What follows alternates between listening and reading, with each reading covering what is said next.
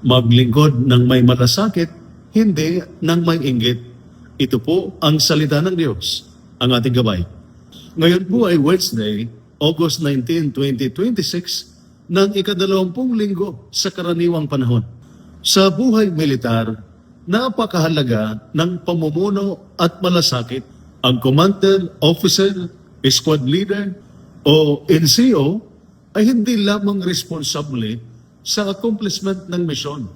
Responsable rin siya sa mga taong ipinagkatiwala sa kanya.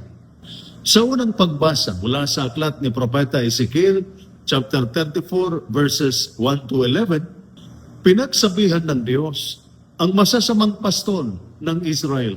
Sila ay mga pinuno, ngunit sarili lamang nila ang kanilang inaalagaan. Hindi nila pinalakas ang mahihina. Hindi pinagaling ang sugatan. Hindi hinahanap ang nawawala. At hindi inaalagaan ng kawan. Malinaw ang paalala sa atin. Ang pamumuno ay hindi pribilehiyo. Ito ay pananagutan. Ang ranggo ay hindi para sa ginhawa. Ito ay para sa paglilingkod.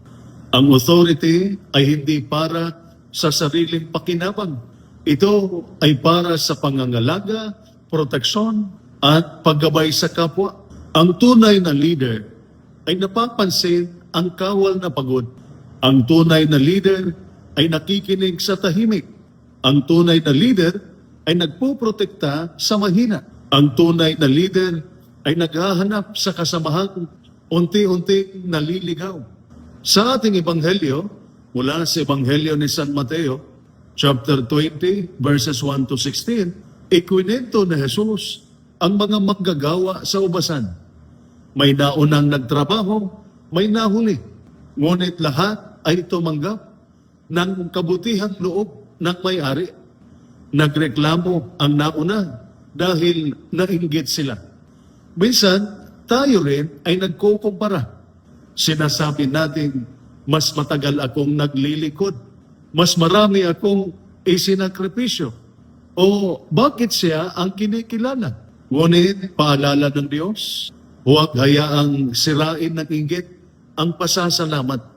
Ang pagpapala sa iba ay hindi nangangahulugang kinalimutan ka ng Diyos. Sa ating mga sundalo, maglingkod tayo ng may malasakit, hindi pagkamakasarili.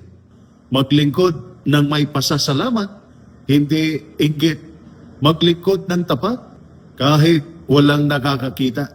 Ang tunay na kadakilaan ay hindi lamang sa ranggo, medalya o pagkilala. Ang tunay na kadakilaan ay nasa pusong naglilingkod, nagpoprotekta, nagmamalasakit, at nagagalak sa kabutihan ng Diyos. Ito po ang salita ng Diyos, ang ating gabay. Manalangin tayo.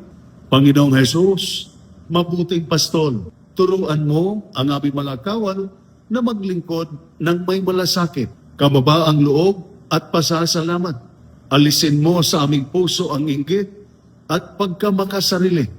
At tulungan mo kaming protektahan at gabayan ang mga ipinagkatiwala mo sa amin. Amen.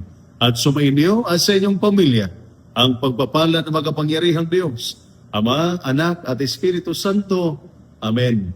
Santa Maria, Ina ng Diyos, ipanalangin mo kami. San Jose, ipanalangin mo kami. San Miguel Arcangel, ingatan mo kami. Amen.